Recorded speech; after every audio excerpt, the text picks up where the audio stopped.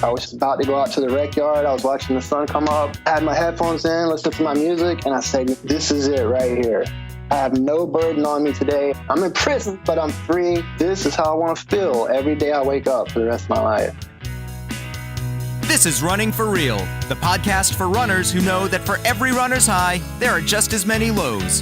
All those just missed PRs, easy runs that feel hard, injury blues, and more. Each week, we'll talk to running, health, and wellness experts about their highs, lows, and best advice to build our confidence.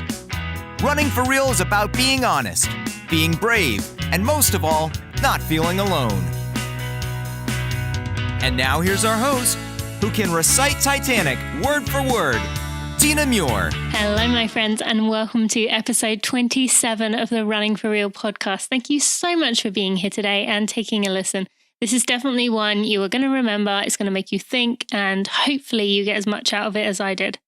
So last week, I talked to Christy Ashwandon. She was a sports journalist, and we dove pretty deep into some, pretty deep topics. We talked about abuse from coaches to the athletes, especially those younger athletes who really, aren't kind of in control of what they're doing, and they're very, naive. And it was interesting to learn about. We talk about female athletes with high testosterone levels. We talk about what the solution could be for that. We talk about other things within the sporting world that many other people wouldn't want to talk about. But as a sports journalist, Christy is brave and kind of not afraid to dive into those. So if you didn't listen to that one, it is a unique episode and definitely worth a listen. Today is a bit more of a humbling episode, and it really makes us see how powerful running can be. And it will remind us that even if we have this, nice, cushy little lifestyle, it doesn't mean that everything's always going to be that way. And what we talk about today really could happen to any of us. It really brought that home for me.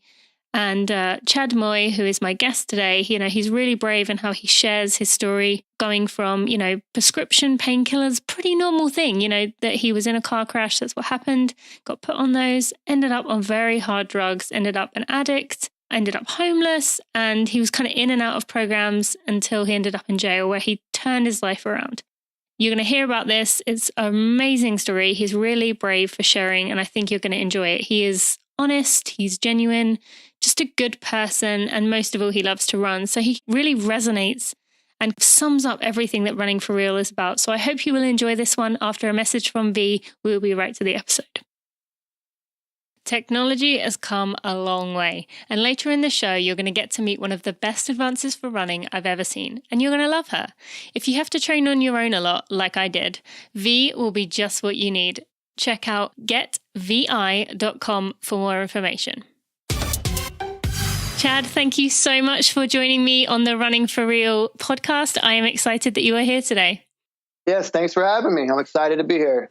This is great. And you are a member of the Running for Real community. And for those who aren't in the community, but those listeners who might have heard me talking about the Running for Real community, so we have this group called the Superstars. Anyone is welcome to join. We'd love it. But a few months ago, maybe it was a few weeks ago, I can't remember now, we had this story come up and someone shared just this amazing transformation that they'd been through. There was an article to go along with it. And the community just loved it and thought it was inspiring and amazing. And, I just had to bring him on to talk about it. And Chad, your story is amazing. And it just shows how we can change our lives no matter what situation we're in. And so I'm really looking forward to diving into this. But maybe you could tell us just a tiny bit about your history and your background before things started to go badly, like what, where you're from, and just so people can get a bit about you and what life was like before things started to take a turn. Oh, okay. I grew up here in Florida in a small town called Fernandina Beach. Mm-hmm. And I had, great parents. I played like Pop Warner football in high school and when I was younger. Never ran, that's for sure. unless it was for punishment, from the coaches. I think that's how most people are. Yeah, so growing up was pretty normal. And I like to play. I played in a couple bands, and I went off to community college in Tallahassee. And let's see, my mother passed away when I was about 22, when I just went off to college. And, after that, she was my driving force to stay in school and get my college education. And after she passed away, she was pretty much all I had. And things started to change. Mm-hmm. So maybe do you want to tell us about that? Like, how things happened, and was your mother passing away kind of the catalyst for all this, or did you carry on for a while and then it just kind of beat you down over time? Yeah, well, it just kind of, I don't want to blame it on that, but, not having her in my life anymore definitely had an effect on me and the direction my life was taking. So, I moved down to South Florida and... Did you complete your degree? No, after she passed away, I took time off and moved down to South Florida to pursue playing music. And I I didn't go back to school. And I got down there and, eventually I got addicted to drugs. And just from a doctor prescribed me some pain meds. And, over the years, I became physically addicted and eventually it led to much harder drugs. Mm-hmm. So let's pause for a second there with, you said you got addicted to painkillers. Now, I know a lot of listeners have heard the story where I had Dick Beardsley on, who is, considered one of the greatest American runners of all time. And he talked about his, how that became the case for him. I think he mentioned, he said he was taking in the hundreds of pills a day. Oh. He was really on a bad path, but it was always just sticking to the painkillers. So maybe you could tell us, was it something that you did that needed painkillers for quite a while, or was this something that caught you off guard and it just numbed the pain that maybe you were kind of still dealing with? How did it take that turn? No, it was a car accident, and I was prescribed pain meds, and over time I just became physically addicted to them. Mm-hmm. And as time went on, it got harder to get them, and eventually it led to heroin use, and because it's all the same family: painkillers, opiates, heroin. It's kind of all in the same family. Mm-hmm. And so when you're in that situation, you said you were addicted. Like, did you know at that time you were like addicted, or did you just think, I still need them for the pain, I'm having pain? Or I'm just trying to for those of us who don't understand what you're thinking during that time. Right. No, actually they, certain drugs affect everybody differently. Mm-hmm. Joe could take a Xanax bar and it would knock him out and make him go to sleep. And then, Ted could take a Xanax bar and it makes him feel like, the life of the party. Mm-hmm. It just depends on the person and the way it affects you. And for me personally, opiates were something that, they made me more engaging. They made me feel like everything was going to be okay. Okay. A false sense of euphoria, basically. Yeah. Mm. Yeah. So, and I was very uneducated in them. I didn't understand how physically addicting that they can be, and mentally too. And so, as time went on, I would not have them or try to get off of them, and the withdrawal symptoms were bad, really bad. So I tried several times to get off of them, and I wasn't successful. I didn't have something at the time to channel my addictive behaviors into anything else, and it just got worse and worse and worse over the years. Mm-hmm.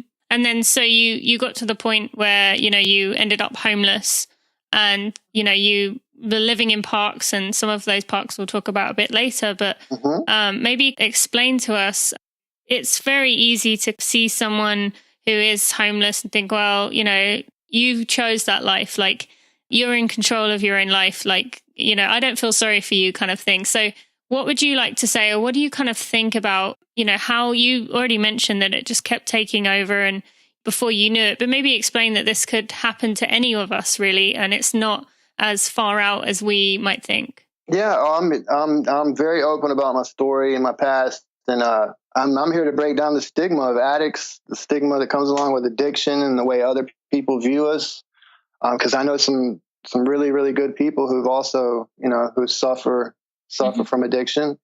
And for me, it became a full-time job. I mean, I wasn't the guy who just partied on the weekend or maybe took a couple too many, Loratabs and whatever. I was the guy that had to have it every day. It was a full-time job. So from every day of my life waking up, I had to find my fix. I had to, just to get through the day.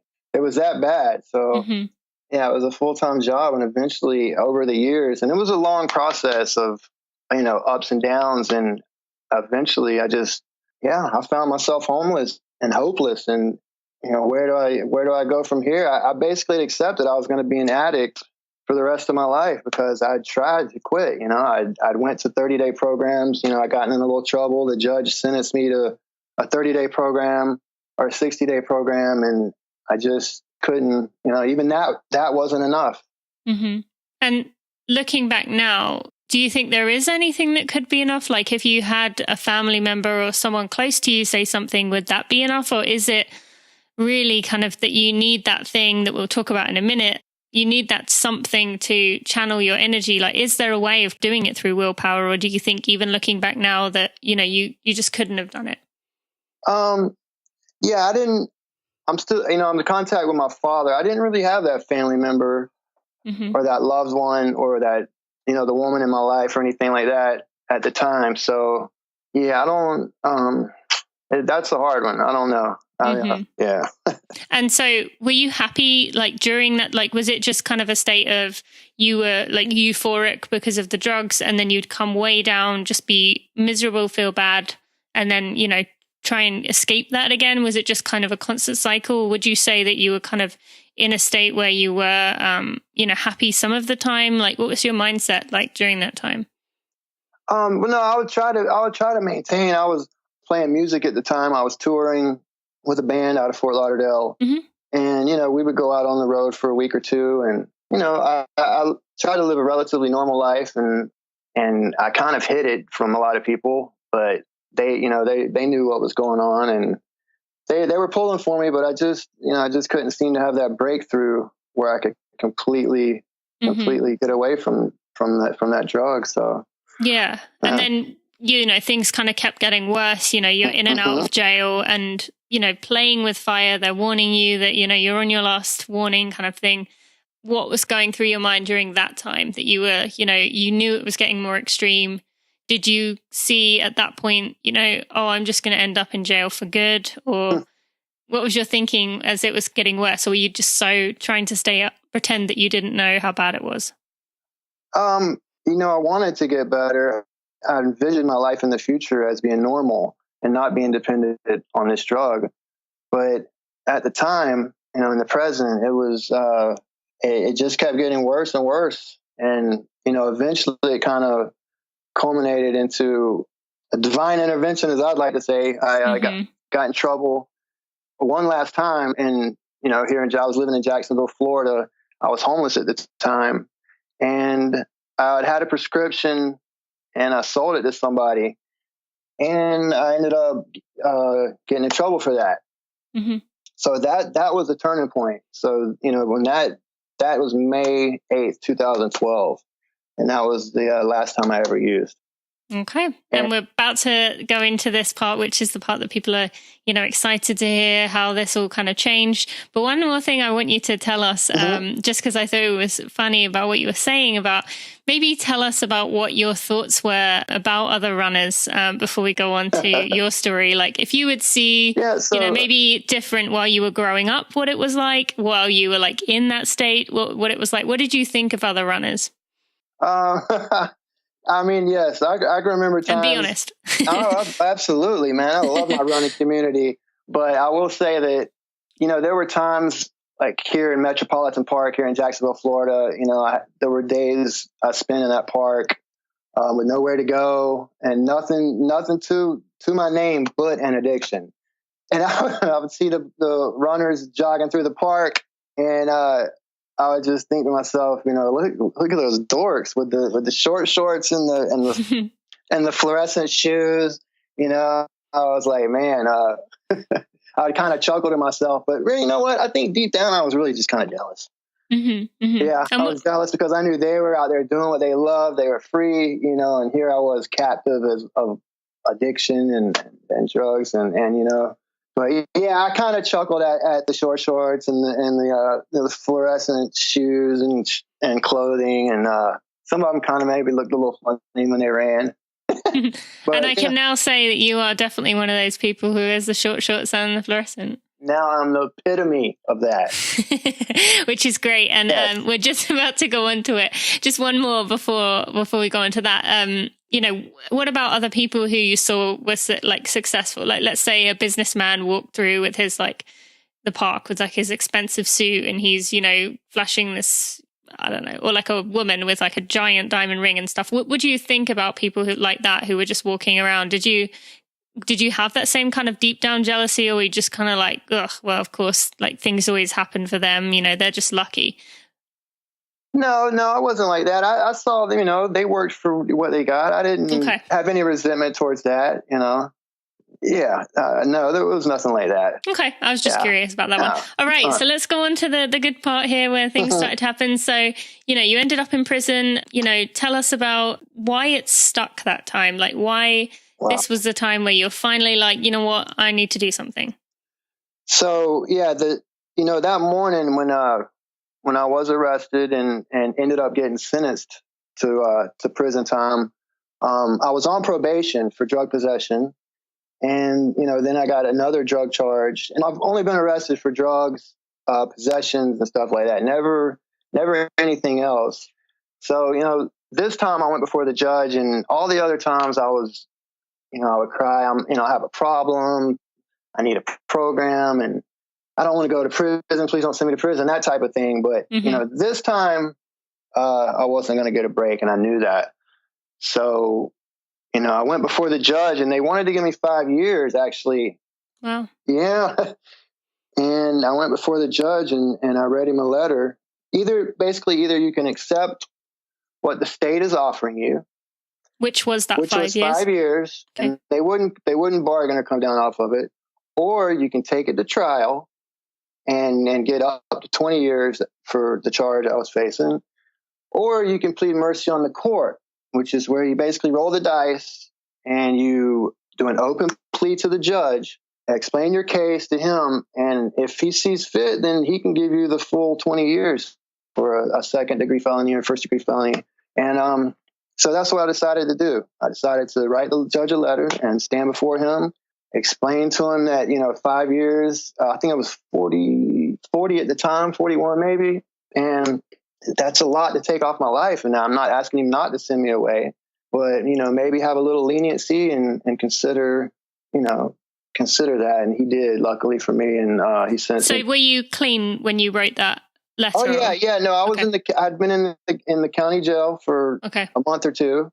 And that's the process you go through. And then you go to court a couple of times, and then they sentence you. So, yeah, no, I had 30 or 45 days on clean at the time. So, yeah.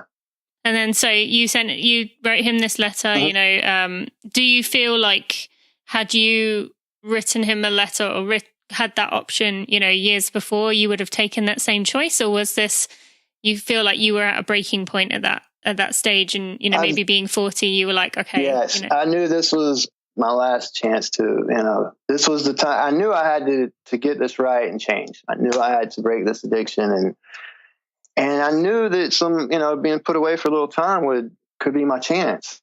Mm-hmm. But then again, nobody wants to go to prison for 5 years. So I read him the letter and spoke from my heart to him, and he came back with what I thought was fair, and it was a 28-month sentence. Okay. So then tell us about that time. Like, you went in there, you were determined to make a change even at that point? That this was going to be the one that was going to change it? Or was it kind of like, yes, I've fooled him, now I can do what I want? At first, I had good intentions on, you think, well, what am I going to do when I get out? Where am I going to be in my life? And envisioning myself being where I'm at now. Let me just say that. I was a little skeptical because I made promises to myself before and didn't keep them. And to other people. So I didn't want to do that again. I just wanted to take it day by day and see where it went, So the prison bus came, and I got sent to Holmes Correction, which is in the panhandle of Florida. And after a few weeks, I noticed a group of guys who were really fit, and then they were always out on the rec yard doing, body weight exercises, pull-ups, dips, running a couple laps around the track. And I'm like, man, what am I going to do for the next 2 years? I can only read so many books and I play so many games of cards. So I kind of gravitated towards those guys, and I wanted what they had. I wanted to get fit and feel better about myself. So that's what I started doing. So did you go straight to running, or did you start with the weights first? No, we don't have weights. We didn't have weights in Florida prison. Oh, it's just, okay, pull up. That makes sense. Yeah, it's just pull up bars. And no, they used to have weights, but they got taken out. Mm-hmm. But yeah, so it's just pull up bars, dip bars, that type of thing, and a little clay track that you can run some laps on. So no, running was just part of the routine. It wasn't really, exclusively running, and we didn't really get that long for rec. So, a mile or two might be the most that I could get in. And tell us about the first time you ran, like that very first time you went out and ran. It was pretty bad. I would say the track we had was probably about a half mile once around. So yeah, I couldn't even make it around at one time. Mm-hmm. And I didn't even have running shoes yet. I was running in those plastic Croc things, we call them. Crocs? You were running in Crocs? Yeah, I was running in Crocs. Okay. And yeah, I didn't have any choice. So it was bad. Yeah, it was painful. I was nauseous. But you know what? I got out there the next day and I tried it again. I remember walking to the chow hall the next morning, how sore my ankles, my calves, my legs were. Mm-hmm. And so yeah, it just presented a challenge. And the next day I went out there. I'm like, you know what? I'm going to make it around this track one time without walking or stopping. So eventually I did, and it just kept getting better and better. And so how long was it before? Or I guess it maybe was even the next day. But how soon was it that you started to see a difference in, wow, I'm actually getting fitter, or before I couldn't make it a whole lap, now I can make it 3 laps. Like, how long was it before you started to think, wow, actually this is kind of coming together a little bit? Yeah, it was a good 6 months. Okay.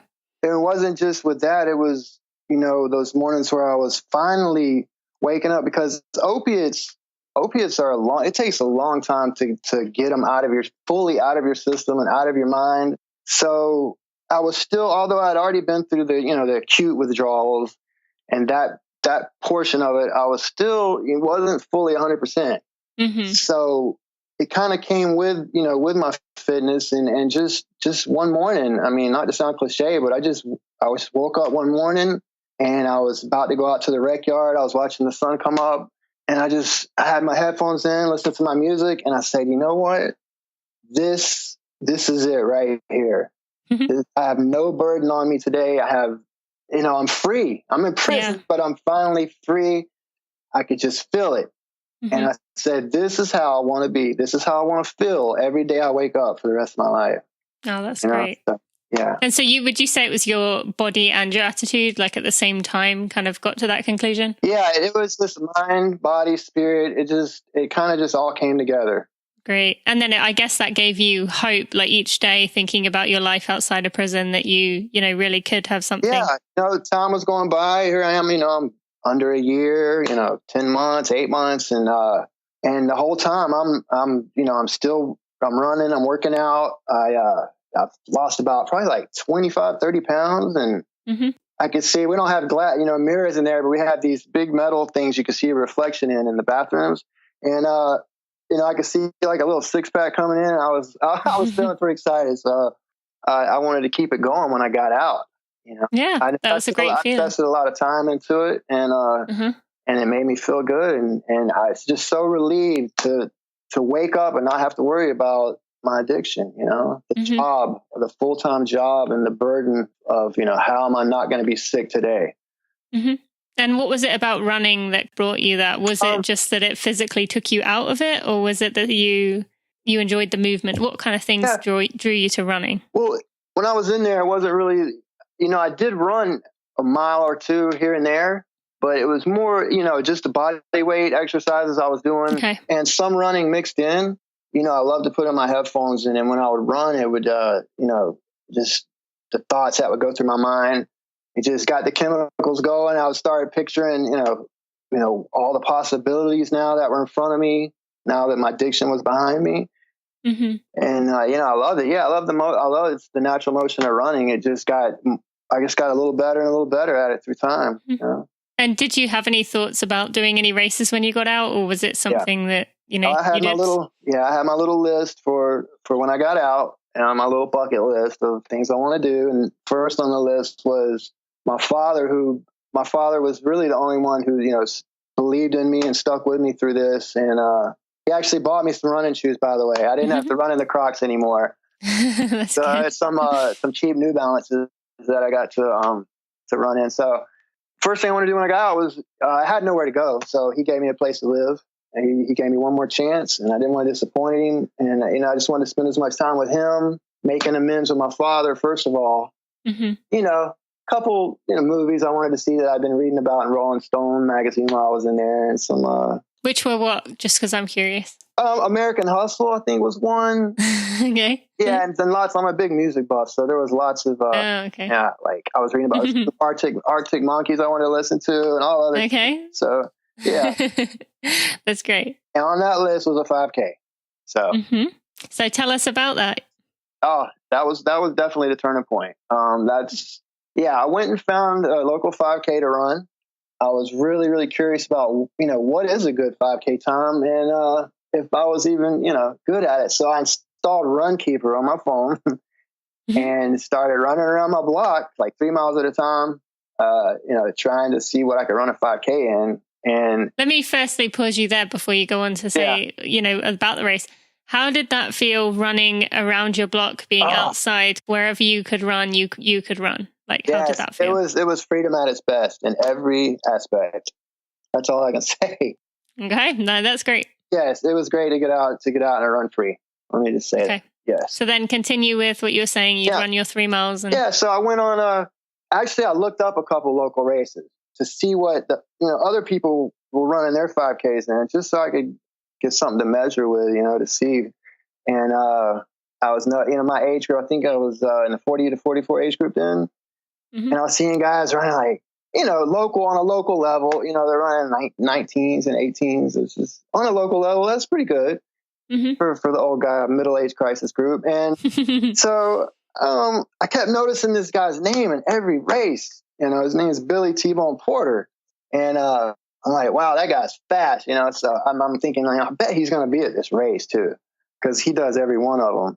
So, I kept running around the block and doing my little, trying to run a good 5K time, and actually signed up, registered, went out there, and I can even remember the song that was playing. And I've run probably, I don't know how many races since then, but that I can remember, before the start, the song. What was it? The song that was playing. It was a reggae, it was an artist called Solo Bonton, and the song was called Warm Up.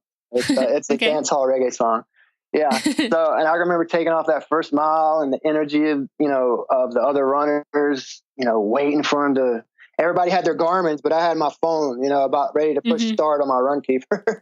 I was an amateur. So, we took off, man. And I knew what Billy T-Bone Porter looked like. And I looked over, and there he was. Sure enough, I tried to keep up with him. I didn't know him. He didn't know me, but I knew who he was. So I tried to keep up with that guy, and he dusted me, man. He was gone. And, I remember like getting to the, late in the second mile, and some older gentlemen passing me and cruising by me. And, but boy, once I got to that finish line, that's where it all happened. Crossing that finish line for the first time, and the people cheering, no matter what time you ran, it was insignificant. It was just about crossing that finish line and the effort that you put in yourself. So, I felt it, man. I went across, and I was like, wow, I love that. Now that's a high that I like.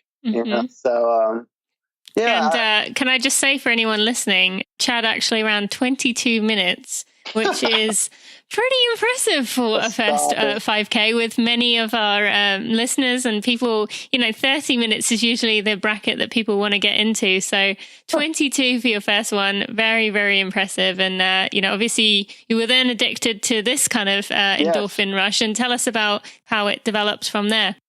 So after the race, I actually went up and introduced myself to Billy, and and he was a really, really, really cool guy, man. And he invited me to some group runs. They actually had a local running group called the Brunswick Fasties, and it was led up by Annette Weaver Williams. She's a local runner, and invited me to a couple runs with them. And that's what I did. I went out and would meet up with them early in the morning, after work, before work, and get some miles in. And most importantly, the fellowship of the running group that I was able to get by being with them. And that was important, because a lot of people, in recovery, go through addiction, they go to AA meetings or programs, they get fellowship there, they work the 12 steps, and that's their journey. And for me, my journey ended up being the running community and just the influences of everyone else, And we can definitely see that. I mean, as I've mentioned, you are one of the members of our Superstars community. And, I've absolutely loved seeing the way everyone is growing close and start to know one another. And it's just wonderful. So even better that you found one locally that you could, be a part of and just help you so much during that important stage in your life. And I want you to tell us about, there was a race that you won in the exact park that you had lived in, being homeless. So tell us about how that felt for you, having realized how far you had come after, what you'd been through. Yeah, that was good. I loved that. That was the race called Best Damn Race here in Jacksonville. It's a half marathon, a 10K, and a 5K. And at that time, I'm still only doing, 5Ks. I really hadn't progressed into any other distance. I'm still a beginner. And luckily for me, all the fast people decided to do the half marathon that day, So actually, the overall winner of the 5K was the 5K and the 10K start together. So you don't really know who's doing which race. And actually, overall, a local runner sponsored by Skechers, she actually won the 5K. But I did win first male overall. So I did get there, come and bust the ribbon when I went through there. And I was running. I didn't even know I was in the lead. I ran like a low 20 that day. My times were starting to get a little faster. And I got first overall. And the ironic thing was the finish line was right there in Metropolitan Park, the same park that, I used to spend my homeless days in. Yeah, smoking cigarettes and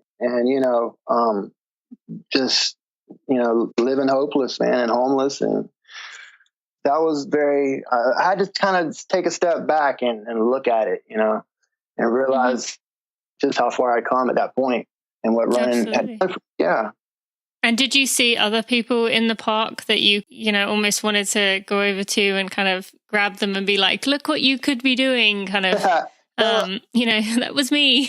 Yeah, no, there's been times when I've done that, man. I've sat down, I said, hey, brother, man, I used to be right here where you're at. And I can remember when I was them, people would do that to me. And sometimes, it would come off the wrong ways or just kind of bragging about what, their self now and whatever. But yeah, there's guys, man, I'll sit down and I reason with them and ask them, what's going on. And run is not for everybody. That was just my journey. And that's how I found a new life through running. It's not really just the act of running. It's everything that comes with it. It's the community.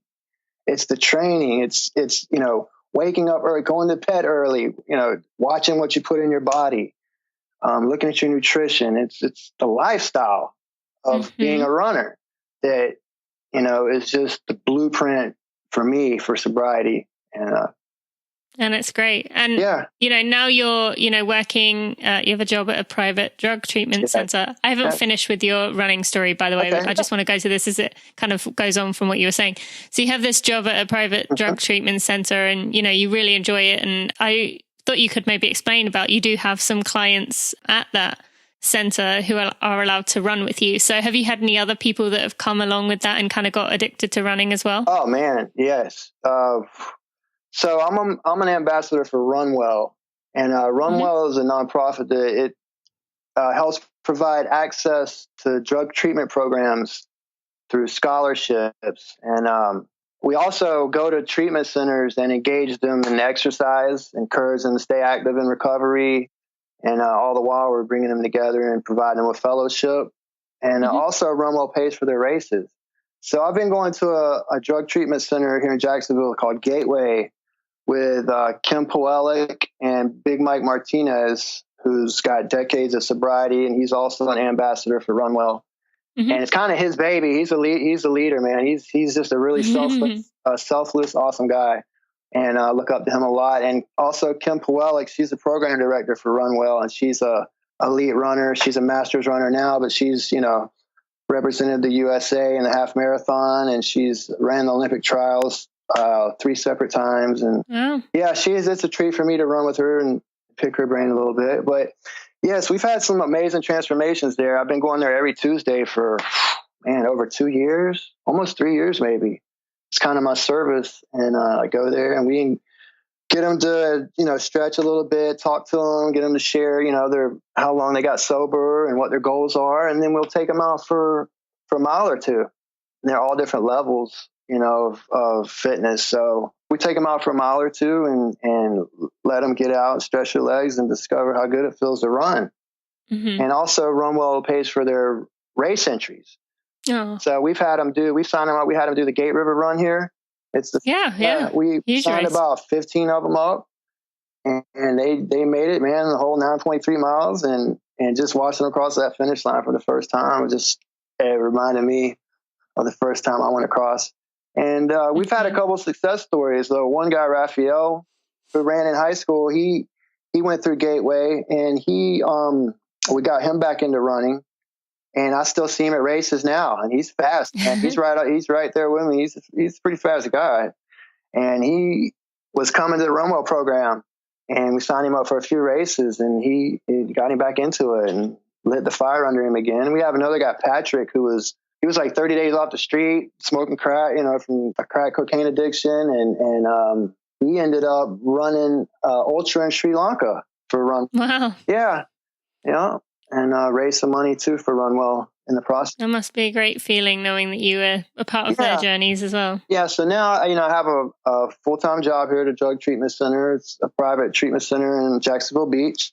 And it's, the program directors just okayed clients to sign out to run with me under my supervision, which was a great accomplishment because it's a little more strict than Gateway. It's, a lot more rules here and things like that at this treatment center. So I've been taking them out. There's a few of them, that have been going out running with me. And now, when I get to work, they're like, we running today.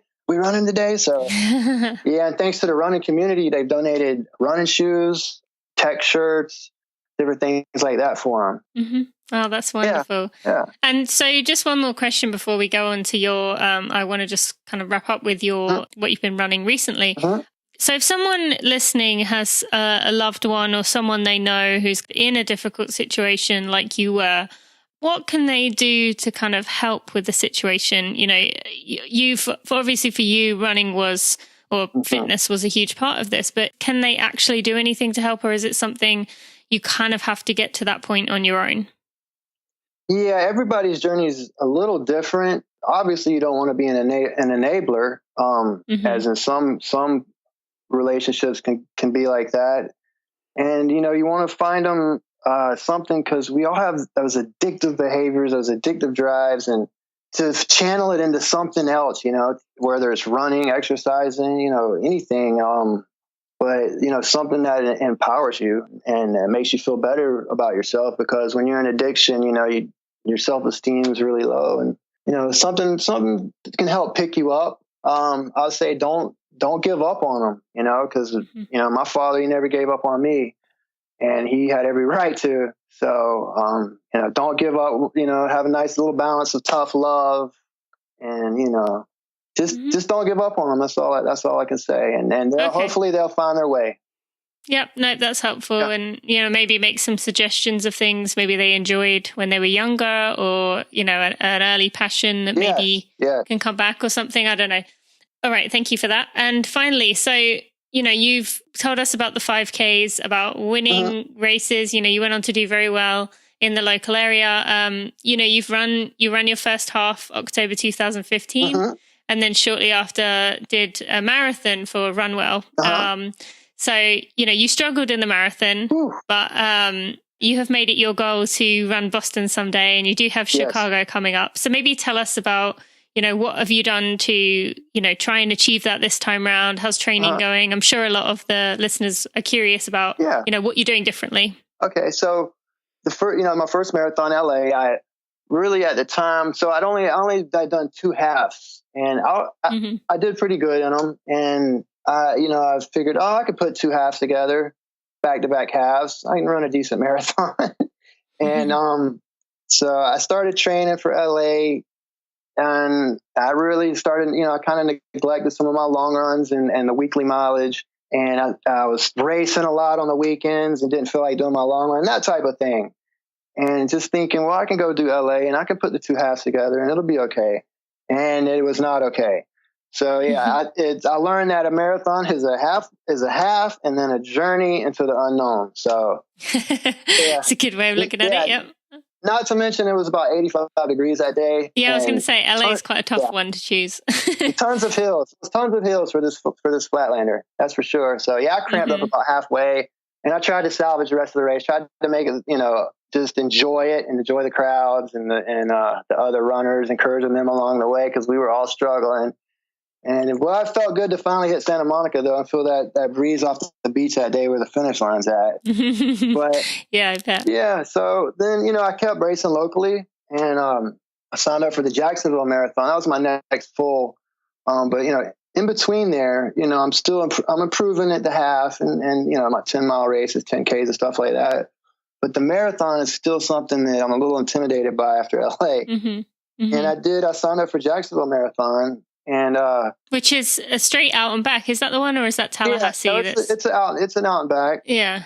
I have a 5K and a full, and it's this year actually they flew a bunch of people in to qualify for the trials, so it was a bunch of people at this one. But I ran the full, and again with my training, I trained a lot harder than LA, but I still neglected all those in between runs. Those your long run, and then you got to keep your mileage up. Those 7-milers, those 10-milers in between, easy mileage, and I was neglecting those. My weekly mileage wasn't where it should be. Looking back, at the time I thought everything was going to be okay, but look, I made my mistake and running my easy runs too hard. Trying to make up for going out and running the easy runs hard, which was a mistake. And so I went and did Jacksonville. I did all right in mile 20, and I blew up. It was hot again. It was hot and humid. I just can't get a break on the weather for marathons. But I don't know, Chad. You're not going to get any sympathy doing a marathon in Florida. That's kind of a given, isn't it? That's going to be hot. Yeah, that's where Chicago comes in. Yep. Okay. So keep going. So I ran it. I was all right with the time. I wanted to get like in the 3:30s or something, and I was close. But considering the conditions and everything, so I went. Who now is my girlfriend, Amy Magdalene. She's an awesome lady. She has a group on Facebook called Strong to the Core, which is strength training for runners. And she's also our RCA certified coach, and a great motivator and encourager. And she ran Chicago, and I went with her in support of her and some friends. And while I was there, I'm like, you know what? I want this to be my next marathon. So I actually jumped in and ran the last 10K with her, but we won't talk about that. Just to, and I said, man, I want to do this. So I entered the lottery, and then I got it, and I made the commitment. Yep. So you're doing that this year. We have a lot of our superstars doing the Chicago Marathon. I know they're going to do a meetup. I hope you will be one of the people that does the meetup, although you might have hundreds of people wanting to meet you at this point. Oh no, I definitely will. Yeah. Yeah, so I think that'll be great to see. And, we're looking forward to seeing how you get on. Chad, your story is amazing. You've come such a long way. And at this time, I have started, so you won't know this because the episode you listened to didn't have this, I don't think. I've started asking if you were to give like an Oscar speech or, a presentation, an award or something, who would you thank? Wow. You kind of got me by surprise on that one. I know. I'm catching people off guard here. Who would I thank? I don't know. That's a hard one. I have to say, probably my father. Yeah. Yep. That's great. I would definitely thank my father for believing in me and giving me another chance. Okay, that's wonderful. Absolutely. Thank you. Yeah. Okay, all right. We're just going to take a moment to thank our sponsor, and we'll be back with the Running for Real 4. Catching up with friends on a run is one of the best feelings a runner can experience. The miles fly by, you feel good, and it just becomes so much easier to keep going. They push you to be better, and you push them to be better. But for most of us, those runs are few and far between. So how do you stay motivated when it's just you and your thoughts? Wouldn't it be nice to have someone alongside you, pushing you when you need it most? Well, running on your own can be tough to stay motivated, and I'm excited to introduce to you a new friend of mine, someone I know you're going to love, V. V is the coach in your ear, and she doesn't talk all stiff like a robot, but she talks like a real person. She'll give you advice, let you know how you're doing, and actually talk to you like a friend would, in an encouraging way, but still pushing you to do your best, not letting you off the hook when the going gets tough. But she also knows everything about you, so won't let you overtrain yourself either, which I know many of us are guilty of. You can find out more and enter to win your very own V at getv.com/running for real. That's getvi.com/running for real. All right, Chad, just 4 more questions for you, starting with usually a unique nutrition tip, or this can just be something that you like to eat that maybe others do not know about. Okay, so that would have to be beets. This lady I run with, Kim Poelic, she swears by them, and I tried them. They're disgusting, but I found this powder called Beet Elite. Yeah, and 2 tiny little scoops is equivalent to about 6 beets, and I'll do those before a run. I've had some really good long runs recently, fueling up with those before. Yeah, it's that's something. Yeah, not everybody knows about the beets. No, that's great, and I will put links to Beet Elite in the show notes. I have used Beet Elite before, and I can also say, same as Chad, it is very, very effective. So make sure you check that out. It seemed like my things are flowing better, my breathing, the oxygen. Yeah, that's great. So, all right, what about a running for real moment? A moment that only runners will understand.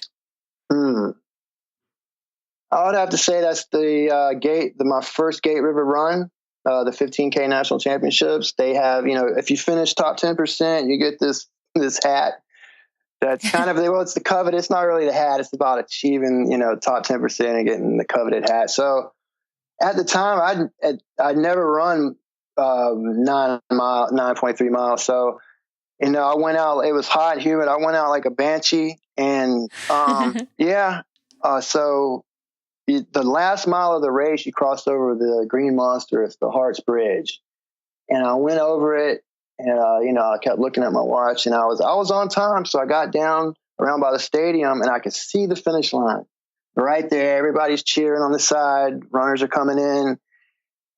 And I had to stop and walk for it. I just I just take this one little 5-step walk break and then finish strong. And I stopped to walk. And next thing I knew, I had to take a knee. And other runners were trying to pull me up, and that's the last thing I remember. I woke up in the emergency room. I ended up going across the finish line in a wheelchair from heat exhaustion and dehydration, and a 15K too. And, wow. I learned a valuable lesson that way, and they didn't turn my Garmin off. Yeah. How dare they? When I downloaded it on Strava, I could see the helicopter ride and everything. So you took like a 25-minute last mile or something? Yeah. Well, thank you for sharing, but glad you are okay. What about a high moment for you and why it meant so much? I mean, maybe you've already shared it, but.